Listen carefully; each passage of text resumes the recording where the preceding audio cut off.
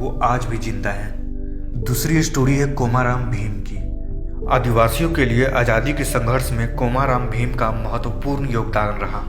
हम लोग इनका नाम इसलिए नहीं जानते हैं क्योंकि उन पर लिखे ज़्यादातर ऐतिहासिक लेख तेलुगु भाषा में हैं। उन्होंने 1940 में जल जंगल जमीन का नारा दिया था। इन्होंने जंगल के सभी संसाधनों का हक आदिवासियों को देने के लिए आंदोलन छेड़ा था। कोमाराम भीम का जन्म 22 अक्टूबर 1901 ईस्वी में जिला आदिलाबाद तेलंगाना में हुआ। ये भी आदिवासी समाज से ही आते थे। उन्होंने कोई औपचारिक पढ़ाई नहीं की। वो अपने समाज की कठिनाइयों और अनुभवों को देखते हुए बड़े हुए।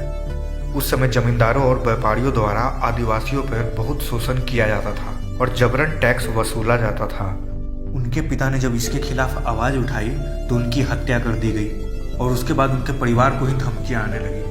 एक दिन सिद्दीकी नामक व्यक्ति जमींदार और अपने 10 आदमियों के साथ उसके गांव आया और जबरन टैक्स वसूली के लिए परेशान करने लगा।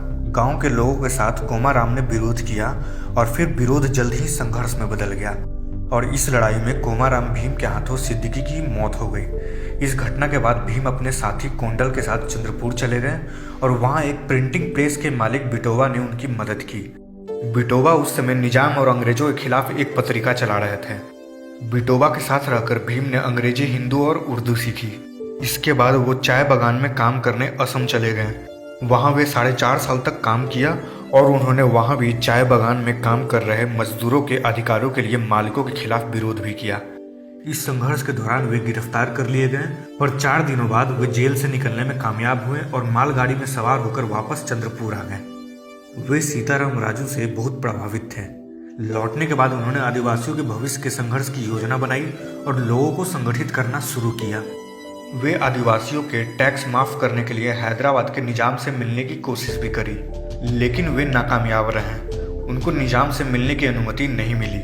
फिर उन्हें महसूस हुआ कि निजाम के खिलाफ क्रांति ही एक इकलौता समाधान बचा है। उन्होंने 12 गांव के आदिवासी युवाओं को संगठित किया और साथ ही भूमि अधिकारों के संघर्ष के लिए एक गुरिल्ला सेना का गठन भी किया। उन्होंने इस क्षेत्र को एक स्वतंत्र गोंडवाना राज्य घोषित करने की योजना को प्रस्तावित किया। वे सीताराम राजू से बहुत प्रभावित थे।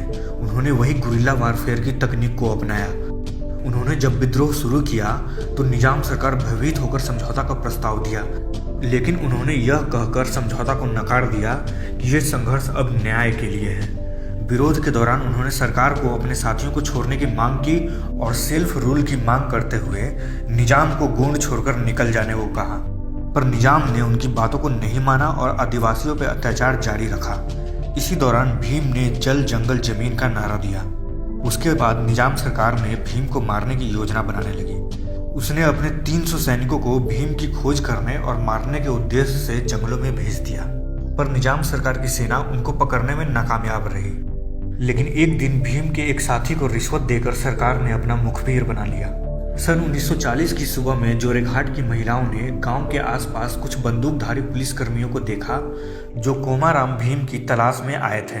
इनकी जानकारी कोमाराम भीम को मिलने पर वे अपने कुछ साथियों के साथ मुठभेड़ के लिए तैयार हो गए, मगर उनके पास हथियार बहुत कम थे। कई लोग तो बस कुल्हाड़ी और तीर धनुष लेकर ही लड़ाई के लिए तैयार थे। भला बंदूकों के सामने कुल्हाड़ी और तीर धनुष कहाँ टिकने वाले थे। पुलिसकर्मियों ने अपने कुछ दूत भेजकर कोमाराम भीम को आत्मसमर्पण के लिए कहा, मगर उन्होंने मना कर दिया। फिर सिपाहियों ने गोली चलाने का आदेश दिया। कोमाराम भीम और उनके लोग ज़्यादा कुछ न कर सके और वे और उनके 15 सैनिक वहीं शहीद हो गए। पूरे आदिवासी समाज में मातम का माहौल फैल गया। लोगों में यह अफवाह फैली थी कि भीम जादुई मंत्रों को जानते हैं। इससे पुलिस वालों को लगा कि वे फिर से जिंदा न हो जाएं, इसलिए मरने के बाद भी पुलिस ने उन पर इतनी गोलियां दागी कि उनका चेहरा पहचानने लायक रहा ही नहीं।